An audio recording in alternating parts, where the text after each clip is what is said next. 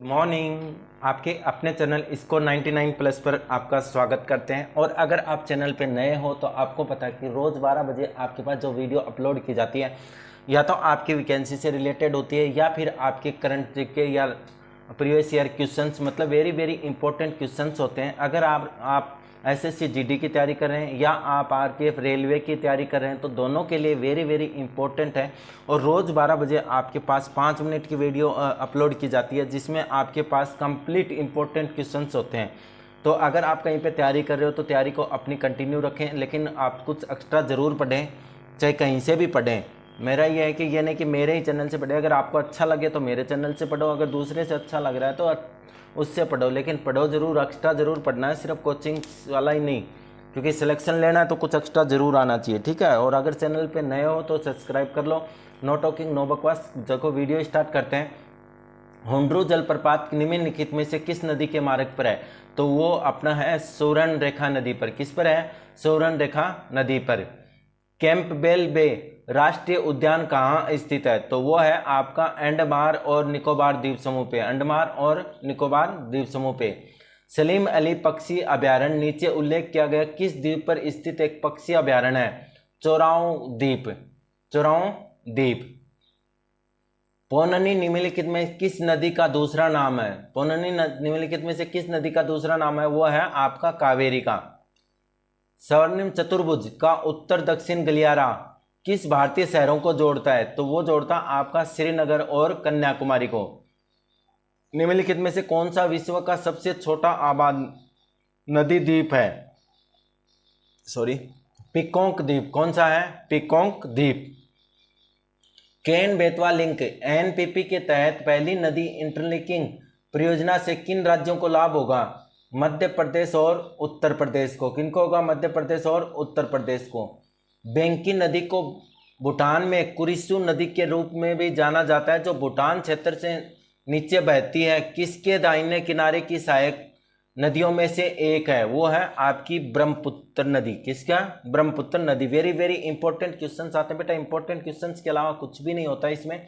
और ये वीडियो आपके पास ज़्यादा लंबी भी नहीं होती, 5 से 10 मिनट की होती है, जो रोज़ दोपहर को 12 बजे अपलोड की जाती है। तो आप चैनल को सब्सक्राइब करो। इरोड के तुराई में त्रिवेणी संगम, जिसे दक्षिण भारतीय त्रिवेणी संगम या दक्षिण संगम के नाम से जाना जाता है, निम्नलिखित किन नदियों का संगम है? तो वो अपना है कावेरी, भवानी और अमुदा नदी का। भारत में शुष्क खेती बड़े पैमाने पर की जाती है दक्कन उच्च समभूमि में, ठीक है। किस उच्च समभूमि में पश्चिम और पूर्व दोनों ओर बहने वाली जल निकासी व्यवस्था है? मालवा। कौन सी? मालवा। निम्नलिखित में से कौन सा एक वन्य जीव अभ्यारण्य है? कॉर्बेट। कौन सा है? कॉर्बेट। दुर्गा देवी पर्यटन क्षेत्र भारत के किस राष्ट्रीय उद्यान के अंदर स्थित है? Jim Corbett national park. Corbett राष्ट्रीय उद्यान के अंदर स्थित सबसे बड़ा पर्यटन क्षेत्र कौन सा है? डिकाला जोन। अंडमान और निकोबार द्वीप समूह की सबसे ऊंची चोटी सैंडल पिक या सैंडल हिल निम्नलिखित में से किस स्थान पर स्थित है? उत्तरी अंडमान। केईबुल लामजाओ राष्ट्रीय उद्यान निम्नलिखित में से किस झील से संबंधित है? लोकतक झील। फ्लोटिंग गार्डन, जिसे स्थानीय रूप से रोड के नाम से भी जाना जाता है, किस भारतीय झील से संबंधित है? आपका वो है डल झील। किससे? डल झील से। रूपा लंक, जिसे चार चिनार के नाम से भी जाना जाता है, किसके केंद्र में स्थित एक द्वीप है? लोकुट दल। कौन सा दल है बेटा? लोकुट दल। भारत का पहला तैरता हुआ डाकघर कहाँ स्थित है? Very important. तो कहाँ पे है? श्रीनगर में। आपको मैं एक चीज बता दूं कि आपके पास जो ये क्वेश्चन है वेरी इंपॉर्टेंट है, रोज 12 बजे आते हैं और 20 क्वेश्चंस की सीरीज बना रखी है। तो आप चैनल पे अगर नए हो तो चैनल को 100% सब्सक्राइब कर लो, क्योंकि आप चाहे एसएससी जीडी की तैयारी कर रहे हो या आप आरपीएफ की, दोनों के वेरी इंपॉर्टेंट क्वेश्चन है, क्योंकि उनमें सबसे ज्यादा ओल्ड और हार्ड क्वेश्चन ही आते हैं, ठीक है। चलो, निम्नलिखित में से कौन सा विश्व का एकमात्र तैरता हुआ राष्ट्रीय उद्यान है? तो देखो यहाँ पे क्या पूछा था, भारत का पहला तैरता हुआ डाकघर कहाँ स्थित है? वो आपका श्रीनगर में है। निम्नलिखित में से कौन सा विश्व का एकमात्र तैरता हुआ राष्ट्रीय उद्यान है? केइबुल लामजाओ राष्ट्रीय उद्यान है। ठीक है, स्टार्ट करते हैं। तो पहला क्वेश्चन दिया कि भारत में किस राज्य में रामसर साइटों की संख्या सबसे अधिक है, तो वो आपकी है तमिलनाडु। किसमें है बेटा? तमिलनाडु। दूसरा क्वेश्चन है आपका, निम्नलिखित में से कौन सा जिला मध्य प्रदेश राज्य के चंबल डिवीजन के 3 जिलों में से एक नहीं है? वो है आपका छिंदवाड़ा। कौन सा है? छिंदवाड़ा। तमिलनाडु में कोयम्बटूर और केरल में पलक्कड के बीच पश्चिमी घाट की खाई को क्या कहा जाता है? तो उसको कहा जाता है बेटा पालघाट गैप। क्या कहा जाता है? पालघाट गैप। सरदार सरोवर बांध निम्नलिखित में से किस नदी पर है? तो वो आपका है नर्मदा नदी पर। कर्क रेखा भारत के 8 राज्यों से होकर गुजरती है, निम्नलिखित में से कौन सा उनमें से एक नहीं है? वो है आपका बिहार बेटा। सह्याद्री पर्वत को पश्चिमी घाट के रूप में भी जाना जाता है, जो भारत के सबसे दक्षिणी भाग के से कन्याकुमारी तक चलता है। गुजरात। कौन सा है? गुजरात। किस पर्वत को भारत का महान ढलान भी कहा जाता है? पश्चिमी घाट को। किसको? पश्चिमी घाट को। किस प्रकार के जल में घुले हुए लवणों की सांद्रता सबसे अधिक होती है? समुद्री जल में। किसमें? समुद्री जल में। जोजिला दर्रा किसको जोड़ता है? लेह और श्रीनगर को। किसको? लेह और श्रीनगर को। भारत की सबसे बड़ी जनजाति कौन सी है? वो है बेटा आपकी गौड़ जनजाति। कौन सी है? गौड़ जनजाति। कपास की खेती के लिए किस प्रकार की मिट्टी उपयुक्त है? तो कपास की खेती के लिए आपको मैं बता दूं काली मिट्टी सबसे ज्यादा उपयुक्त है। जहां पे काली मिट्टी ज्यादा होती है वहां पे आपके पास कपास की खेती ज्यादा होती है और कपास भी ज्यादा होती है। ठीक है। भारत की सबसे चौड़ी नदी कौन सी है? तो भारत की सबसे चौड़ी नदी की अगर बात करूं तो वो अपनी आ जाती है ब्रह्मपुत्र। कौन सी आ जाती है? ब्रह्मपुत्र। असम राज्य में गर्मियों के दौरान चलने वाली तेज आंध्र हवाओं को स्थानीय भाषा में क्या कहते हैं? देखो असम राज्य की बात कर रहा है, गर्मियों के दौरान जो आंध्र हवाएं चलती हैं उनको कहते हैं ब्रोडोई शिला। क्या कहते हैं? ब्रोडोई शिला कहते हैं। पूर्वांचल की पहाड़ियां भारत को किस देश से अलग करती हैं? पूर्वांचल की जो पहाड़ियां हैं वो देश को म्यांमार से अलग करती हैं।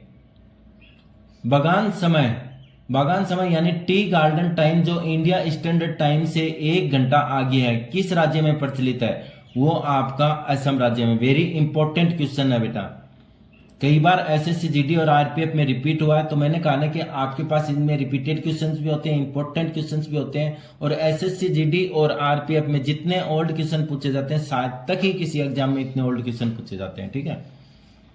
आगामी जनजाति किस भारतीय राज्य में संबंधित है? नागालैंड। किसमें है? नागालैंड में। कार्डोमोम हिल्स या इलायची पहाड़ियां कहां स्थित है? वो आपकी है केरल में बेटा। दक्षिणी भारत को सबसे ऊंची चोटी कौन सी है? अनाईमुडी। कौन सी है? अनाईमुडी। लेटेराइट मिट्टी सर्वाधिक किस राज्य में पाई जाती है? तो वो आपकी पाई जाती है कर्नाटक में। और काजू उगाने के लिए किस प्रकार की मिट्टी का उपयोग था? वेरी वेरी इंपॉर्टेंट क्वेश्चन है बेटा, लगा लो 100%। 2025 में जो एग्जाम होने वाली है रेलवे की और एसएससी जीडी की, इनमें दोनों में आने की 100% संभावना रखता है। ठीक है। तो आप चैनल पे अगर नए हो तो चैनल को बेटा सब्सक्राइब कर लो। आपको देख रहे हो कि question all total very important question, और जो रिपीट हुए हैं वही क्वेश्चन है। ठीक है। तो काजू की खेती उगाने के लिए किस प्रकार की मिट्टी उपयुक्त है? तो वो है लाल लेटेराइट मिट्टी। कौन सी? लाल। की तैयारी कर रहे हो या आप एसएससी जीडी की तैयारी कर रहे हो, जिस भी चीज की तैयारी कर रहे हो, दोनों में आपके पास दोनों के लिए वेरी इंपॉर्टेंट क्वेश्चन हैं। और ज्यादा बड़ी लंबी वीडियो भी नहीं होती, 5 से 7 मिनट की वीडियो होती है, जिसके अंदर वो रोज आपको दोपहर 12 बजे आपको वेरी इंपॉर्टेंट क्वेश्चन की वीडियो मिलती है। ठीक है। मैं अपने प्रोमिस पे अपने खरा उतरता हूं, तो आप भी अपने चैनल को क्या कर लो, सब्सक्राइब कर लो और नोटिफिकेशन को ऑन कर लो। चलो तो पहला क्वेश्चन देखते हैं, निम्नलिखित में से किसे दक्षिण भारत का एवरेस्ट कहा जाता है? दक्षिण भारत का एवरेस्ट आपको अनाईमुडी शिखर को कहा जाता है। किसको कहा जाता है? अनाईमुडी शिखर को। ठीक है। कैल्शियम की मात्रा नीचे की ओर बढ़ने के कारण कंकर परत का निर्माण किस प्रकार की मिट्टी में होता है? शुष्क मिट्टी में। किसमें होता है? शुष्क मिट्टी में। पेरुमल शिखर कहाँ स्थित है? तो पेरुमल शिखर की अगर बात करें तो वो है आपका कोडिकल नाल में। कहां पे? कोडिकल नाल में। गुरु शिखर किस पर्वत श्रृंखला की सबसे ऊंची चोटी है? तो याद रखना, वेरी वेरी इंपॉर्टेंट। आप अगर हर एग्जाम देखोगे, अगर किसी मान लो कि आपने एसएससी के एग्जाम के प्रीवियस ईयर पेपर देखे, तो मैं ये बता देता हूं, अगर 5 साल के पेपर अगर आप देखोगे तो 3 साल में ये क्वेश्चन आपको पक्का मिला है।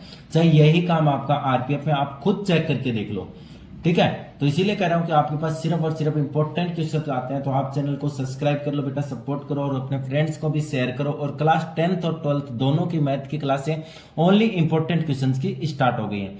गुरु शिखर किस पर्वत श्रृंखला की सबसे ऊंची चोटी है? तो वो है आपकी अरावली पर्वतमाला। कलसुबाई चोटी किस राज्य की सबसे ऊंची पर्वत शिखर है? तो वह है आपकी महाराष्ट्र। किसकी है? महाराष्ट्र। बंगाल की खाड़ी में निर्जन द्वीप न्यू मोर द्वीप पर भारत का किस देश के साथ विवाद है? तो वह है आपका बांग्लादेश। बांग्लादेश के साथ। एशिया का दूसरा सबसे बड़ा नदी द्वीप कौन सा है? तो एशिया का दूसरा सबसे बड़ा नदी द्वीप है वह है आपका नोगेखेनम नदी द्वीप। नोगेखेनम नदी द्वीप। कोंकण रेल मार्ग किस पर्वत श्रृंखला से होकर गुजरता है? तो वो आपका गुजरता है पश्चिमी घाट से। किससे? पश्चिमी घाट से। भारत में किस राज्य की तटरेखा सबसे लंबी है? भारत में सबसे लंबी तटरेखा आपके गुजरात की है। कौन से राज्य की है? गुजरात की। इंटरव्यू द्वीप, इंटरव्यू द्वीप कहां स्थित है? वेरी इंपॉर्टेंट क्वेश्चन है बेटा। अंडमान द्वीप समूह। अंडमान द्वीप समूह। नीचे क्रम से सबसे लंबी और सबसे छोटी तटरेखा वाले केंद्र शासित प्रदेशों की जोड़ी दी गई है, सही जोड़ी का चयन कीजिए। अंडमान और निकोबार द्वीप समूह और पांडुचेरी, ठीक है। कोया जनजाति किस राज्य से संबंधित है? कोया जनजाति की अगर बात करो तो वो आपकी आंध्र प्रदेश से। अरमा कोड़ा या सितममा कोड़ा किस राज्य की सबसे ऊंची पर्वत चोटी है? आंध्र प्रदेश। किसकी है? आंध्र प्रदेश। स्वर्णिम चतुर्भुज का एक राष्ट्रीय राजमार्ग नेटवर्क है जो भारत के किन प्रमुख शहरों को जोड़ता है? दिल्ली, कोलकाता, मुंबई और चेन्नई। भारत में किस राज्य की तटरेखा सबसे छोटी है? तो भारत में सबसे बड़ी तटरेखा कौन से राज्य की थी? गुजरात की। और सबसे छोटे की अगर बात करें तो किसकी है? गोवा की। कौन सा बंदरगाह भारतीय सामुद्रिक व्यापार का पूर्वी द्वार कहलाता है? कोलकाता बंदरगाह। कौन सा? कोलकाता बंदरगाह। भारत के भूभाग के सबसे दक्षिणी कोर पर स्थित पेगमेलियन पॉइंट को अन्य किस नाम से जाना जाता है? तो वो जाना जाता है इंदिरा पॉइंट। किससे? इंदिरा पॉइंट नाम से। दहेज बंदरगाह किस राज्य में स्थित है? तो वो आपके हैं गुजरात। दहेज बंदरगाह, वेरी इंपॉर्टेंट क्वेश्चन, ठीक है।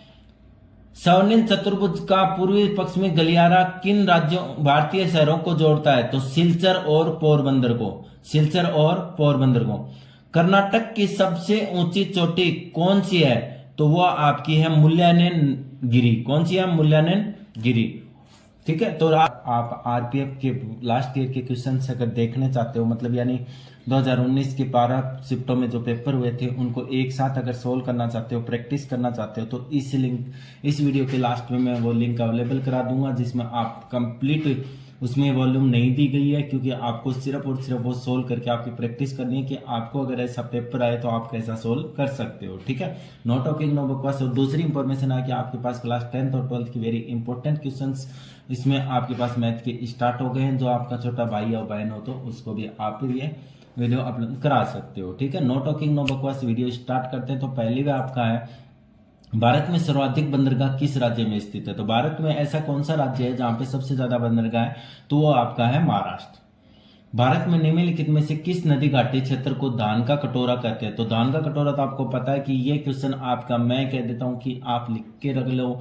अगर 2 साल में आपके पास पीछे नहीं आया तो ये आने की संभावना पूरी रखते हैं। तो कौन सी है? कृष्णा, गोदावरी और डेल्टा क्षेत्र। धान का कटोरा कौन से को कहते हैं? कृष्णा, गोदावरी, डेल्टा क्षेत्र। कोनासीमा किस नदी की सहायक नदियों के बीच द्वीपों का एक समूह है? तो वो है आपका गोदावरी। कौन सा है? गोदावरी। समुद्र के स्तर में वृद्धि के कारण बंगाल की खाड़ी में कौन सा निर्जन द्वीप लुप्त हो गया है? वो है आपका नूरमोर द्वीप। कौन सा? नूरमोर द्वीप, ठीक है।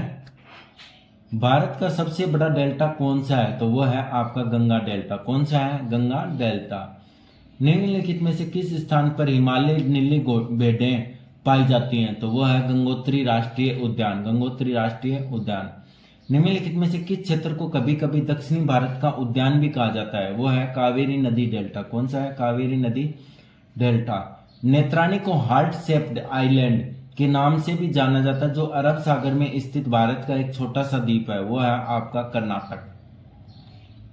नाइट्रागुंडो निम्नलिखित में से किस द्वीप का स्थानीय नाम है? तो वह है आपका नेत्रानी द्वीप। कौन सा है? नेत्रानी द्वीप। निम्नलिखित में से कौन सी नदी डेल्टा नहीं बनाती है? ऐसी कौन सी नदी है जो डेल्टा ही नहीं बनाती? वो है आपकी नर्मदा नदी।